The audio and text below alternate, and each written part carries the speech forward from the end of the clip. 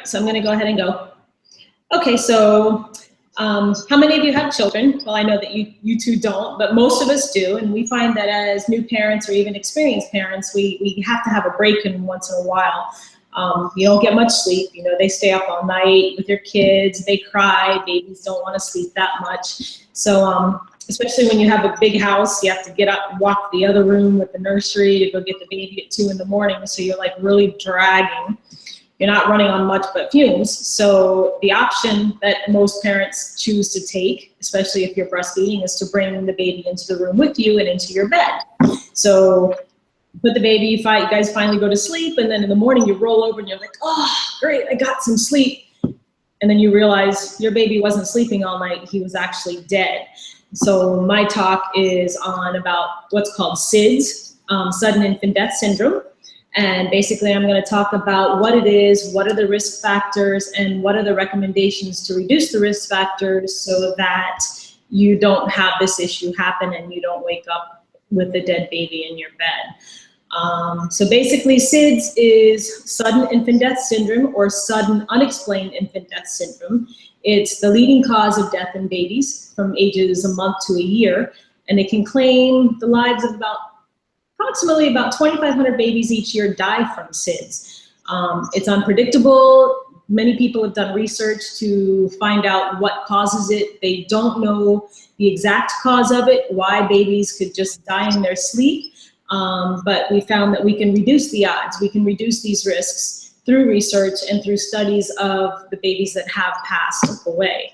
So now that I've told you about SIDS, I'm going to tell you about the risk factors that we found that could cause SIDS. There's risk factors of, when you put your baby, they found when you put your baby on the stomach, when they put their face in the sheet, it decreases the oxygen levels, so it increases carbon dioxide, which basically can put you to sleep into a deep sleep.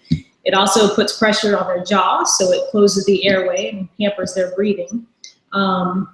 If you have certain race issues, have a higher incidence of SIDS, like African Americans, they're twice as likely. Native Americans are 3 times as likely to have babies die in their sleep, and it actually happens to more male babies than female babies, which I guess males don't tend to sleep as well, and they stop breathing, period. Seasonal can indicate a time of incidence when it's increased. Colder weather, because of course parents think that their babies are really, really cold, so they tend to overwrap them and overheat them, and overheating can actually stop the baby from breathing. And poor prenatal care. If you have, you don't go to the doctor often every month to make, checkups with your baby. If you smoke, if you drink alcohol, and drug use is a big factor for SIDS. So all those risks can increase you having a chance of a baby dying of SIDS. So since you know the risk factors, what can we do to prevent them? Well, research has shown that if you place your baby back to sleep, it helps. They can wake themselves up. They don't put into a deep sleep as well. So the American Academy of Pediatrics developed a program called Back to Sleep in 1994. And since this program was implemented, SIDS is reduced by 50% all over the country. So basically they've been finding that when you do certain things, like put your baby on their backs to sleep instead of their stomach, don't sleep with your baby in the same bed, and you have a safe sleep environment, these recommendations have increased the actual cost, or the actual babies of not dying, that they've been actually waking up in their sleep and doing that. So the recommendations that they said, again, is don't place your baby on their stomach, put them on their back to sleep, hence the name Back to Sleep program. Don't co-bed, which means don't sleep in the same bed with your baby, because when you're sleep deprived, you tend to fall in a deep, deep sleep. You can roll over and suffocate your baby really, really easy.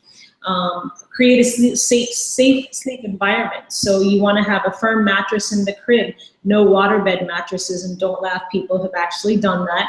No pillows or toys, no bumper pads, because babies have been found to catch their heads between the bumper pads and the actual rail of the crib and have suffocated. You don't want to overdress your baby. Overheating tends to make the baby stop breathing.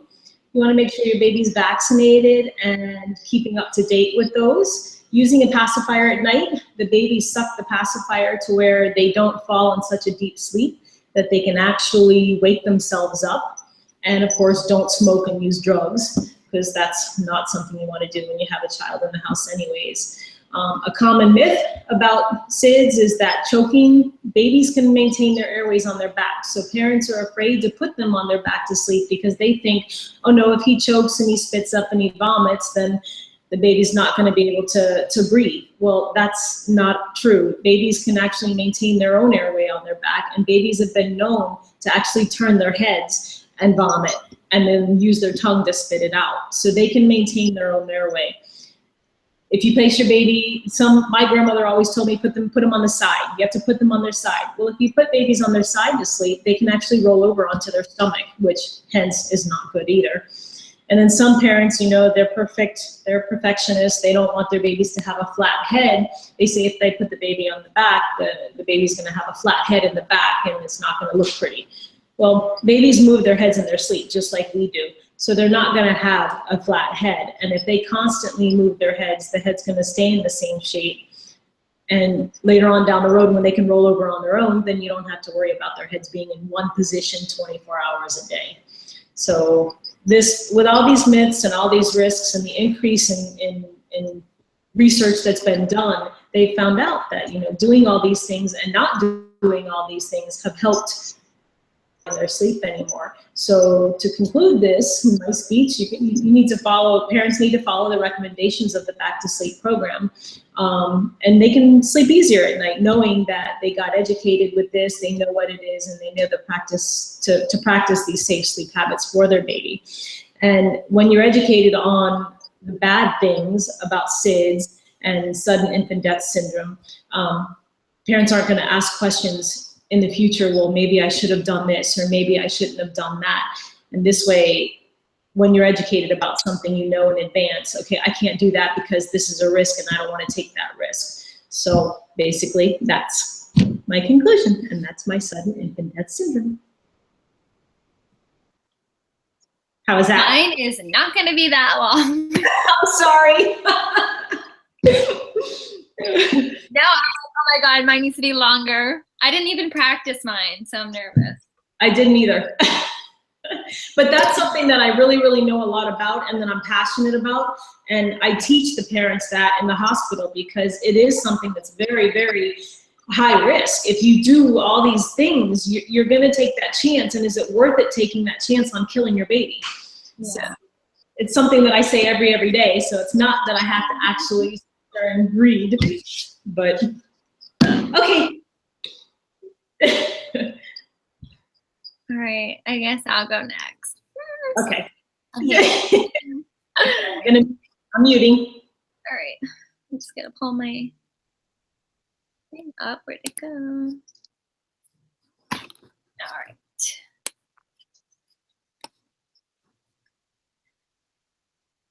Okay. How many of you want to look and feel better about yourself? Improving your health and lifestyle can do that for you. Today, I want to share with you 3 activities that you should be doing to improve your health. The 3 activities I'm sharing are biking, walking, and weight training. The first activity that you can do to improve your health is biking. Biking is my favorite thing to do because it's just relaxing. You can do it with multiple people and you get to, sightsee at the same time as you're working out. And it increases muscle strength and flexibility while also decreasing body fat. It allows you to be outdoors. There's a lot of trails that you can go on, and it also helps to decrease stress because you're just relaxed while you're doing it. You can also do biking stationary, which would be in a home or at a gym. And stationary biking is a lot more convenient and it's safer because you don't have to worry about traffic or balancing on the bike. It allows you to pedal faster without having to worry about balancing. But the only downside is that it can tend to get boring a little faster because you are just sitting inside a gym. But you can listen to music when you're inside, but when you're outdoor biking, you're not supposed to have headphones in because of the traffic around you. Now that we have considered biking, let's look at another physical activity that you could do. A second activity you could consider doing is simply walking. You could be walking your dog or just going on a brisk walk outside. It's very simple yet effective form of physical activity. It also helps you to maintain a healthy weight and can improve balance and coordination. You could also do walking in a gym on a treadmill. It's also very effective. That can build muscle and help you to lose weight. The third and final activity that I have to share with you is weight training. The last and, in my opinion, the most important physical activity you should consider doing is weight training. It's just basically anything inside a gym, like weightlifting and like the machines. It can improve your whole body metabolism. So working out increases your metabolism so you can actually eat. I mean, you're not supposed to eat bad, but you can eat, pizza or something, and it helps you to increase your metabolism so you burn that off faster. It gives you a fit and lean body, increases strength, balance, coordination, and posture. And it improves the quality of life because you're better losing weight, and so it helps to improve your quality of life. So you have 3 great activities you can choose from to do weekly. You can do all or a combination of these activities to improve your lifestyle and health. All right, and There we go. All right. how long that was? I forgot to turn the timer on. Oh yeah. Mine was probably like 5 minutes then, huh? Yeah, because I remember looking and it was 6:01 and you stopped at like 6:04. All right, David, you're up. I couldn't see her. You couldn't see Allie? No. Could you see me on yours, Tammy? I see you on mine. Then I should be okay. I didn't have my thing up, so I couldn't even see. Well, let me go back. Hopefully, when we go, I saw you on mine, so I wonder if it's different on. I mean, as long as you could get it, then you don't want to, Yeah. get it. Check it at the end and make sure it's on there. Yeah, we'll be calling back. Okay, we got to do it again one more time. I'll be All like ready to take a test. How many Jeez. questions? It was 100. 100. Oh my God. Honestly, you can just All right. copy and paste it into Google and find all the answers. Yeah, but then you don't have that much time to. You got to go. I had 30 minutes left over and I got a 90 on it. Really? I Yeah. guessed a lot of them, and I had the book and just looked through some of them and said, okay, that's it. Because I hate taking tests. So I wasn't going to. But the ones I didn't know, I just, went through and did it on Google. Right. Yeah. I think it's like, okay, got like an hour and 20 minutes, David. You can do it. All right, so here I go. All right, I'm David Callahan, and I am here to inform people about the heroin epidemic in America that's going on now in America today. The reason why, well, one thing that's really motivated me to do this is because I actually worked as a BHT, which is a behavioral health technician at a treatment center, and I watched some of the heroin addicts coming in from all over the country, and I've experienced some time with them, and also I've heard some stories from them about kids in their neighborhood that are doing heroin at as early as the age of 13. And that really made me kind of motivated to try to inform people a little more about the heroin epidemic, and some of the reasons why it's become such a bad epidemic, and some ways also to stop it, and some ways to avoid uh, having more and more problems going on in the future. um, one of the reasons that has contributed to more overdoses and deaths in the year 2015, the end of 2015 on to 2016, is because the heroin that has been going and being distributed on the streets has been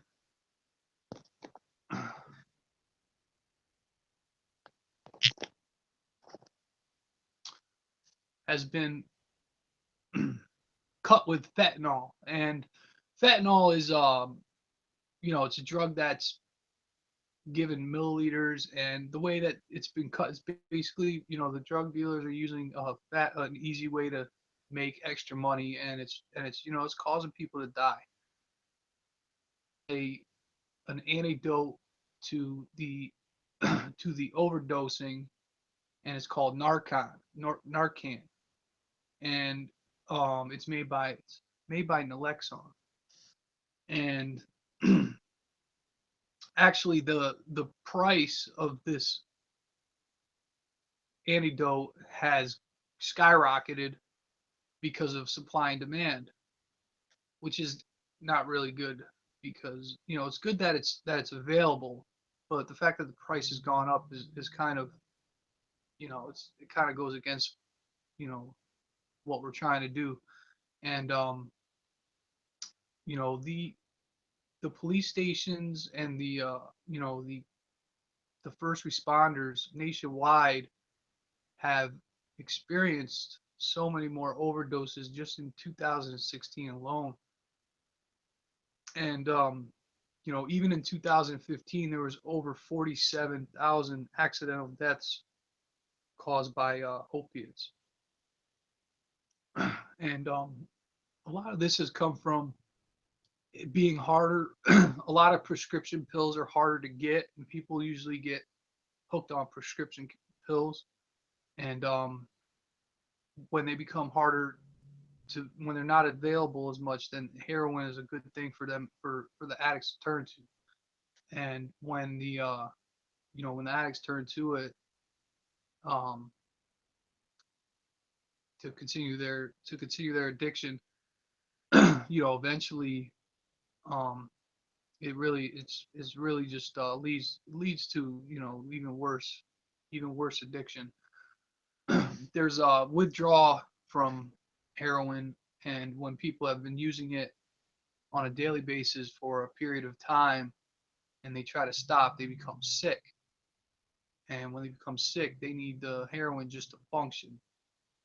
So that contributes to people, staying on heroin and continue to use. And not only are they continue to use, but they look for the heroin that's killing people. The what I've heard from the addicts at the treatment centers is that, you know the heroin addicts are looking for the uh, the drug that's actually causing the overdose, and because it's supposed to be to them really good. Um, so I've become a certified interventionist around February